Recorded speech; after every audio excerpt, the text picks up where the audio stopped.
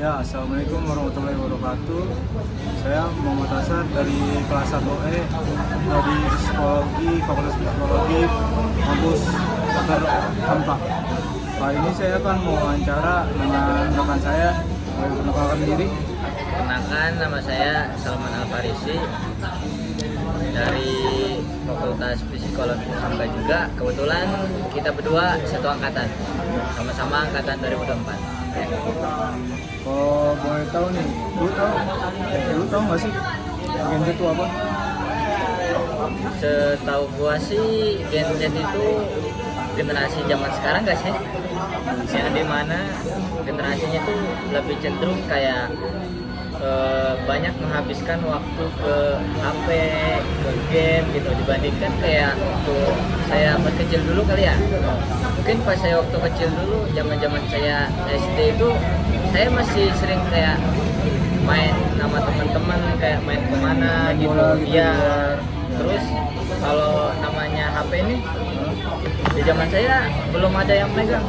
Jadi kayak mungkin beberapa ada, tapi nggak semua teman-teman punya. Jadi kita itu kebanyakan lebih cenderung kayak mending main bareng, kayak main bola, main layangan ya.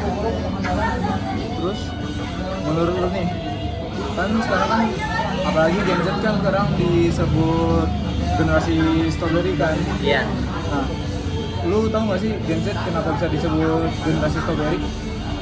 Mungkin kenapa mereka bisa disebut generasi strawberry kalau menurut sudut pandang gue ya, karena mental anak-anak zaman sekarang tuh jangankan apa ya, kayak senggol dikit gini aja ngadu gitu kan, Benar. diomongin dikit kayak dinasehatin apa segala macem ngadu gitu kan.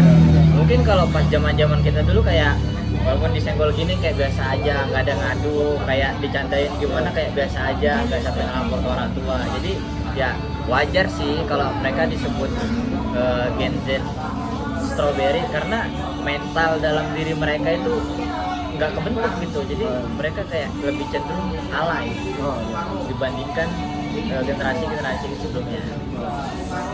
Terus lu setuju nggak sih sama pandangan orang lain kalau Gen Z tuh kayak rapuh, kayak mentalnya lemah lah? Lu setuju nggak sih? Sejujurnya kalau setuju nggak setujunya gue masih 50-50 ya, karena terkadang setiap orang itu kan beda-beda ya, dari perilaku, dari kehidupan sehari-hari.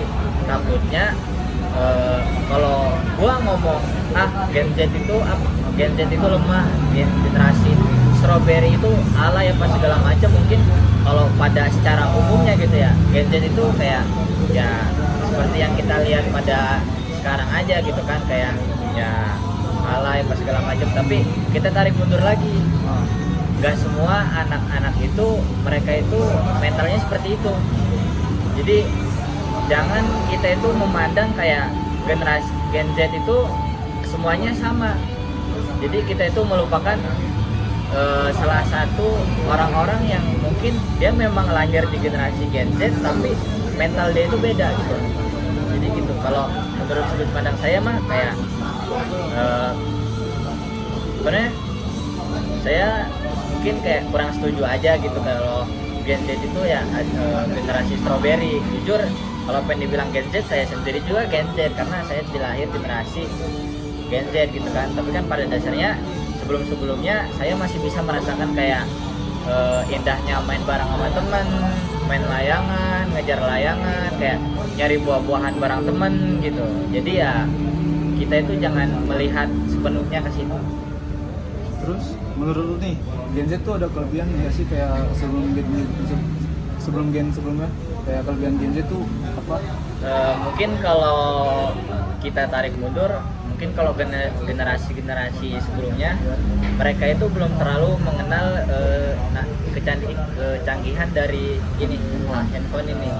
Mungkin kalau pengen dibandingkan gitu ya, dari dari kualitas teknologi zaman sekarang, kalau anak zaman sekarang tuh mungkin kalau misalnya disuruh bikin apa tentang media elektronik zaman sekarang itu mungkin dia lebih berkembang gitu dibandingkan orang yang dulu. Mungkin kalau orang zaman dulu ya HP-nya ya boro-boro megang HP kayak gini kan, paling ya HP megangnya HP Nokia yang tahan banting itu ya kan ya. betul. Nah, jadi kalau pengen dibilang mereka mungkin unggul di situ, tapi di sisi lain ada plus minusnya juga gitu kan. Kan lu kan Gen Z nih ya, Iya. lu kayak ngadepin masalah dalam perkuliahan tuh gimana sih?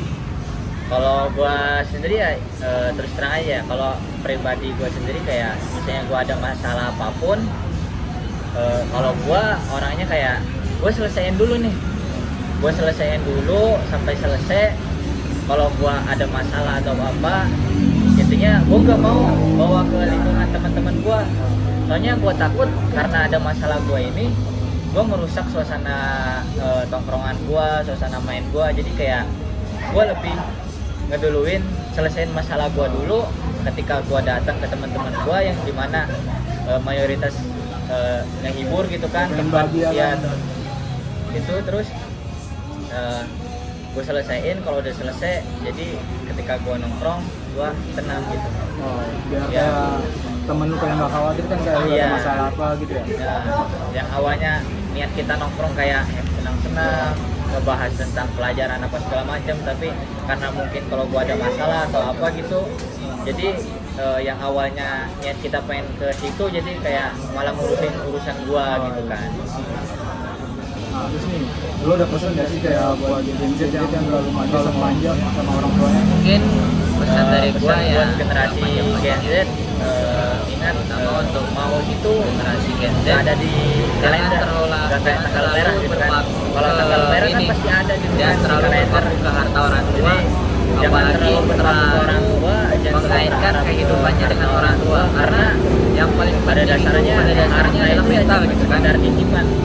Seandainya di dalam diri kita ini gak ada mental, ya setelah umpamanya seperti bangunan rumah lah, dia punya anak yang istri, tanpa fondasi gak bakal karena berdiri gitu mental kan. dia Jadi bentuk, pada generasi Gen Z, jadi rumah tangga dia yuk kita sama-sama maju, sama-sama buktiin bahwa kita itu bukan generasi yang ecek-ecek gitu kan. Masa Apalagi nauzubillah kita mau dzalik, dibilang generasi tuanya dua-duanya udah nggak ada lagi. strawberry, generasi Soalnya lemah gitu kan. kecil kemungkinan Karena pada ya, dasarnya kalau nggak berkembang semua bersaudara generasi juga, Gen Z mereka seperti juga itu. ada keluarga juga Jadi, gitu kan. Jadi balik ke diri kita sendiri kayak kita jangan terus berpaku ke harta orang tua, sama Ayo terus bangun mentalnya, apa yang telah dikasih hidup orang tua, mandiri, anggap jangan terlalu aja berpaku ke orang tua, karena orang tua itu nggak selamanya di kehidupan kita gitu kan, apalagi kalau kita udah berkeluarga. Nah kalau berkeluarga ini udah makin fatal ini kalau misalnya mentalnya belum kebentuk, takutnya nanti berimbas ke anak dan ke istrinya, yang ada malahan keluarga jadi nggak harmonis.